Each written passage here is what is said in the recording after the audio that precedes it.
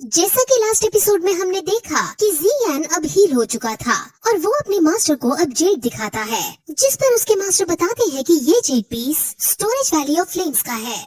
जियान उनसे valley of flame के बारे में पूछता है, जिस पर उसे वैली ऑफ फ्लेम के बारे में बताना शुरू करते हैं और कहते हैं कि ये एक फोर्स है जो दो की कॉन्टिनेंट में मौजूद है। ये फोर्स यूनसेक से भी ज्यादा स्ट्रॉन्ग है और वहाँ के लोग फायर एट्रीब्यूट्स की टेक्निक को यूज करने में काफी ज्यादा अच्छे होते हैं। जियान ये सुनकर बहुत शॉक होता है क्योंकि उसने पहली बार यूनसेक से ताकतवर किसी जगह के बारे में सुना था। टीचर अब उसकी बात पर हंसते हैं और उसे बताते हैं कि तुम अभी इस कॉन्टिनेंट के छोटे से एरिया से वाकिफ हो। ये कॉन्टिनेंट सरप्राइजेस से भरा हुआ है और इसके अंदर अभी ऐसी कई सारी चीजें हैं जो तुम्हें जाननी बाकी है। अब टीचर फिर उसे कहती है कि तुम जहाँ भी जाओगे तुम्हें वहाँ मुसीबतों का सामना करना पड़ेगा, लेकिन हर सिचुएशन में तुम्हें अपनी हिम्मत नहीं खोनी है। तुम्हें हमेशा साहस से काम लेना है और अपनी इनर स्ट्रेंथ को मजबूत करना है।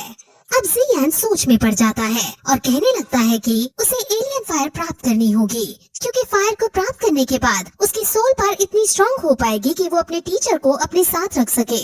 उसके बाद ही जियान टीचर की सोल को अपने अंदर रखने में सक्षम हो पाएगा। जियान बहुत उदास होने लगता है क्योंकि उसकी वजह से उसने एक बार अपने टीचर को सोने पर मजबूर कर दिया था। उसके टीचर उसे बहुत प्यार और बहुत केयर करते हैं, लेकिन जियान अपने 3 ईयर एग्रीमेंट के चक्कर में अपने टीचर की परवाह करना भूल गया था और उसने मो चैंग के लिए अपनी एक्सेसिव एनर्जी का यूज करके अपने टीचर को सुला दिया था। वो अपने आप को ब्लेम कर रहा होता है, लेकिन टीचर उसे शांत रहने को कहते हैं और बताते हैं कि जब पहली बार मैं तुमसे मिला था तो मैंने तुम्हें मार्शल आर्ट सिखाने का ट्राई किया था और वो मैंने इसलिए किया था ताकि तुम्हारी सोल पावर इंक्रीज हो सके और मैं और ज्यादा लंबे समय तक तुम्हारे अंदर रह सकूं। मैं बस तुम्हारा यूज करना चाहता था और तुम्हें एक होस्ट की तरह ट्रीट करना चाहता था।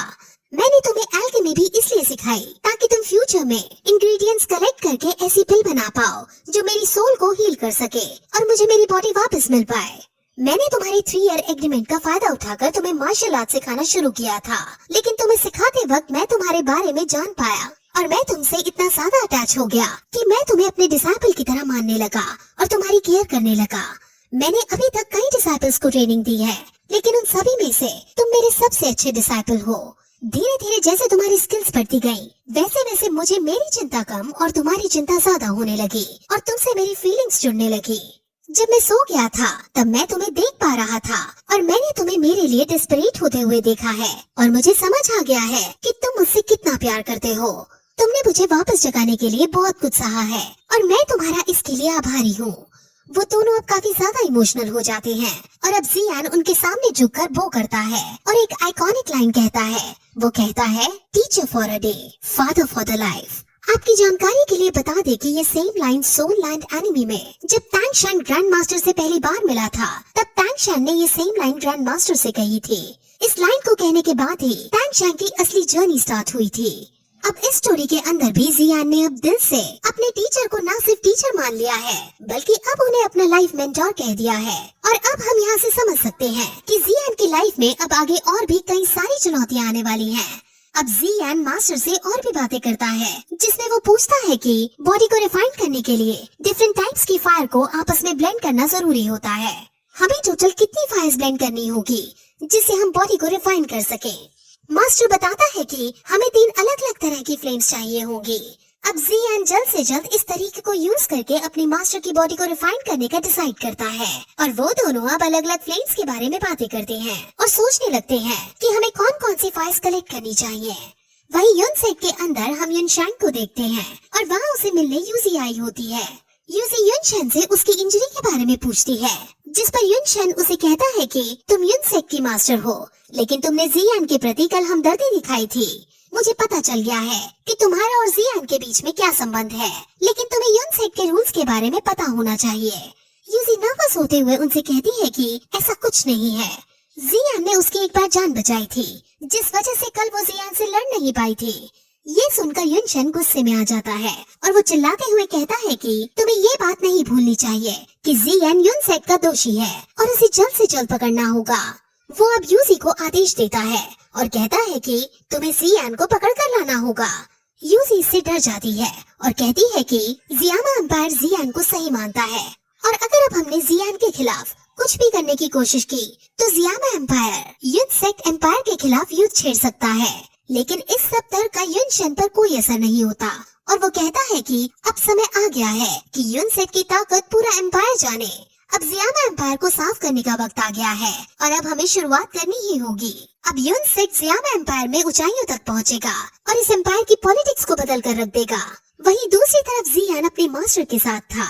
उसके मास्टर उस जेड पीस को एक्टिवेट करते हैं और वहाँ आसपास बहुत सारा ऑरा निकलने लगता है और वो कहता है कि ये वैली ऑफ फ्लेम्स का एक हिडन ट्रेजर है जिसकी मदद से हम बहुत जल्दी कल्टीवेट कर सकते हैं और अपने स्टार्स बहुत तेजी से बढ़ सकते हैं। तुम्हारी बचपन की गर्लफ्रेंड ने ऐसे ही एक ट्रेजर का यूज करके कल्टीवेट किया था और इसी वजह से तुम्हारी बचपन की गर्लफ्रेंड इतनी ज्यादा स्ट्रॉन्ग हो पाई थी।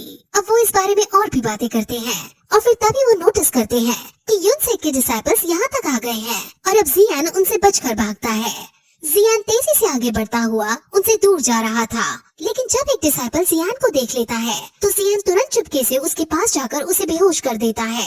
हालांकि मास्टर ने जियान के ऑरा को काफी ज्यादा हद तक छुपा दिया था, लेकिन फिर भी युनसेट के ताकतवर डिसाइपल्स उसका ऑरा महसूस कर पा रहे थे, जिस वजह से जियान को तुरंत ही यहाँ से दूर निकलना ही होगा। वो जियान पर अटैक भी करते हैं, लेकिन जियान एक एक करके उन्हें हराता हुआ अब आगे बढ़ने लगता है, क्योंकि अगर अब युनसेट के बड़े बड़े डिसाइपल्स एक साथ जियान को घेर लेंगे तो ये जियान के लिए बहुत बुरा होगा, क्योंकि अभी मास्टर की सोल रिकवर नहीं हुई है, जिस वजह से जियान को ये फाइट अकेले ही करनी होगी। उसके मास्टर नोटिस करते हैं कि युनसेट के डिसाइपल्स चारों तरफ से अब जियान की तरफ आ रहे हैं। हालांकि ये जगह बहुत खतरनाक है क्योंकि यहाँ बहुत खतरनाक बीस्ट रहते हैं, लेकिन युनसेट के डिसाइपल्स इतने ज्यादा बेरहम थे कि वो अपने सामने आने वाले बीस्ट को भी जान से मार रहे थे। अब वो डिसाइपल्स जियान का पीछा करना जारी रखते हैं और फिर यही एपिसोड इस तरह खत्म हो जाता है।